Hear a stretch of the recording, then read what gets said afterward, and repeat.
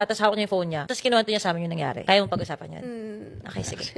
So umalis kayo. Balik tayo sa ganun. Umalis kayo na mama mo. Tapos ang sabi niya, pupunta kayo sa friend? Sa friend. Okay. Parang akala ko graduate na kami sa ganung sitwasyon dahil style lang mama ko, kukornerin ako lagi. So akala ko talaga ito this time, talaga pupunta lang kami sa friend kasi nga may work naman akong bago, baka Yes. hindi niya na ako i-pressure sa dating pinapatrabaho niya sa akin. Punta kami restaurant, same area, Malate. So tataka ako bakit nandito na naman tayo. Hindi kakain lang daw tayo, kain tayo. So Japanese restaurant siya, tapos may mga kanya-kanyang kwarto. Yung ganon, private area. So pasok ako.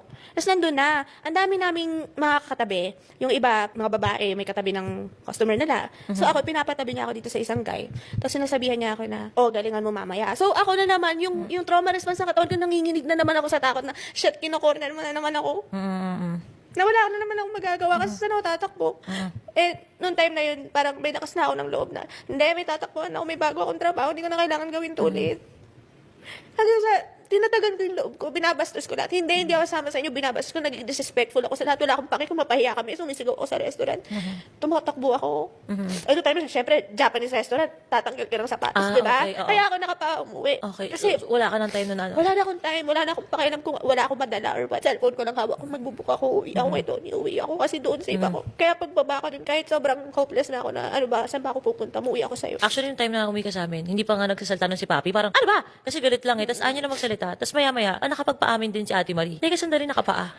Parang ako kasi, agad ako eh. Parang, syempre, as bata din tayo, di ba? Emotional ako ng, ano ba, next time magagrab ka, may pera ka. Wala akong alam. Ano, pati no sa pa ni Papi, pero, alam mo yun, hindi siya, blur siya eh. Pero si Ate Marie kasi, very ganun, di ba? Very ate. Teka, nakapaa si Papi, ano ba nangyari? Tapos, kalma kanyang kinausap hanggang sa inopen mo sa amin. Hanggang sa, di ba, natin, iswag nang pupunta yung mama mo. Yes. Kaso biglang Biglang sumusulpot. sumusulpot kasi na alam niyang may karapatan siya.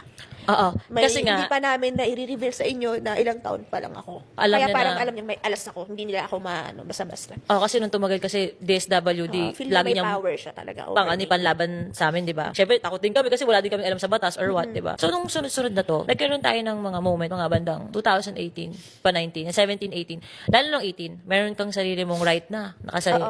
Parang wala ka na sa, may time na wala ka sa poder ko, di ba? Yes. Pinapaalis kita kasi, Opo. ba't ganito ka, papi, ganyan. Ito na. Wala na to ng mama mo, pero may time na umuwi ka sa mama mo. Naging choice mo na maging racket mo yung pinupush talaga sa'yo ng mama mo. Kasi nawalan tayo ng work together, Wala di ba? talaga. Tapos nagugulat na lang ako na nadawit ka na sa mga maling tao, napunta ka na sa mga may nagda-drugs na, di ba? Iba't ibang grupo, iba't ibang... Oo, napunta ka sa gano'n. Tapos, di ba napupunta ka sa bahay, hindi ko alam yung pala yung lango. Kasi wala akong idea sa drugs, hindi ko naranasan eh. Diba sabi mo sa akin, tsaka wala inamin ng matagal na Oo, na umuwi ako sa'yo actually. Na- Tinatry ko lang maging act normal ako, pero langung-lango ako sa drugs. Tapos wala pa lang pumapasok sa isip mo ng mga Wala kahit sinasabi. anong pagalit mo, kahit anong, mamaya rehearsal, ganyan-ganyan, or bukas samahan mo ako, walang pumapasok talaga. So, nung time na napunta ka nun, napunta ka din sa, yun nga, may drugs na grupo. Ano yun?